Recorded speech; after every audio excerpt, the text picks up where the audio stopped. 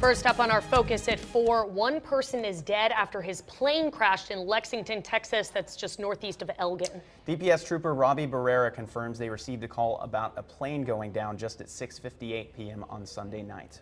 The 11-year-old was outside when it happened, and she saw it, and so she's a little distraught. I have a couple nephews that they're 2. Luckily, they're young enough to, they just kept saying plane fall down, but they're young enough to not really understand the consequences of what happened.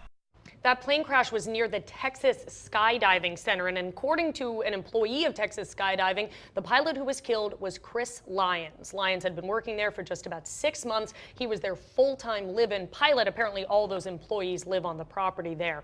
According to the employee, Lyons was returning to base from his 12th and final flight of the day when that plane crashed. Clients jumped from the Cessna 182 single-engine plane until 6 p.m. The FAA out of San Antonio will be leading the investigation on this crash. Moving on to our campaign news of the day. Part of the backdrop collapsed yesterday at a campaign event for Republican presidential candidate Carly Fiorina. Check this out. She was speaking to the National Association of Women Business Owners in San Antonio, and there it goes. A line of curtains, which was the backdrop portion of the stage, fell on the stage while Fiorina was speaking. Luckily, no one was injured, but definitely a scary moment. Yeah, a scary moment. She continued to address the crowd after the set mishap, and I read that right after she was getting back up, somebody yelled out, "Trump," suggesting that Trump was behind it. And Fiorina responded, "Trump, Hillary, could have been lots of people." So it did not rob her of her sense of humor, and she just went on. Good stuff. Yeah. Hey, most of the expert testimony in the Gabriel Hall capital murder trial today. Hall is facing the death penalty for the 2011 murder of Edwin Shar Jr. in College Station.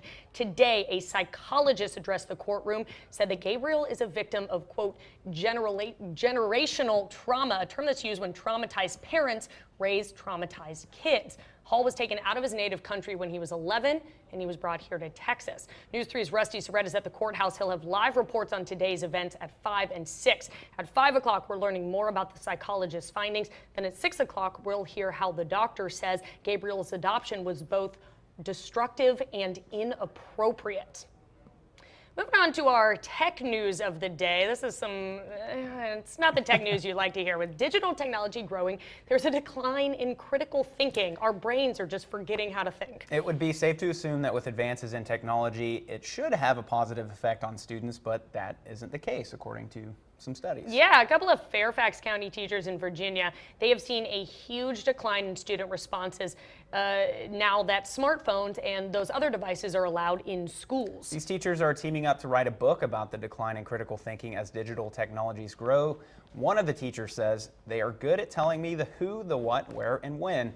Pretty much anything Google can tell them, but the ability to make connections seems to have vanished." Just vanished. They say that the free periods that are part of their school schedule, they've just deteriorated from lively talk among students. Now students are just sitting in the hallway on their phones, which I remember back in school, that's the best time. You sit and you talk with your friends because there's nothing else to do. What else? Yeah, I mean, you're not going to study, so you're talking to your friends, but now you're immediately on your phone. Talking to your friends, seeing what your friends are saying on online, Twitterverse. Instead of like 2 lockers. Yeah, by the way, Facebook was down for a little while. I think it's and everybody hopped onto Twitter to complain about Facebook being down. So. But the digital distractions, it is so unfortunate, and it's not just students who are victims of this. Every time that you think of some trivia question, like, oh, I wonder when this happened, there's no reason to ask around. There's no reason to think about it. Yeah, we immediately Google, or I just ask Siri these days, which is sad. Multiple choice tests. If that's all you need to know, then why would you study for anything else? Then that's it. Yeah, those short answer questions are going to be on the decline. Yeah. Hey, a young girl named Avery proved you just need a Barbie fishing pole and a little bit of strength to catch a fish. Check this out. Oh my gosh! Oh my gosh! You're okay. Oh my gosh! Oh my gosh! Oh my gosh! Oh my gosh! Oh my gosh! Oh my gosh! Avery. Yes! This thing is 20. It's 20 inches. Avery, what do you think? Yes, I got one! Finally! High five. High five for sure. I hadn't seen that yet. So then look at that, a 20-inch bass hooked onto Avery's pink Barbie fishing rod. She yelled in excitement. She used every ounce of strength that little tiny body had to reel in this fish. That is awesome. She asked her dad to help her, but he was confident she could do it by herself. As you saw in the video, after a little battle with the bass, she was able to pull in the fish by herself. The Barbie fishing rod actually held up during that catch, and Avery reports that it remains in great condition. She better take that thing for a couple more spins. Yeah, and that's a great advertising plug for really Barbie is. fishing poles.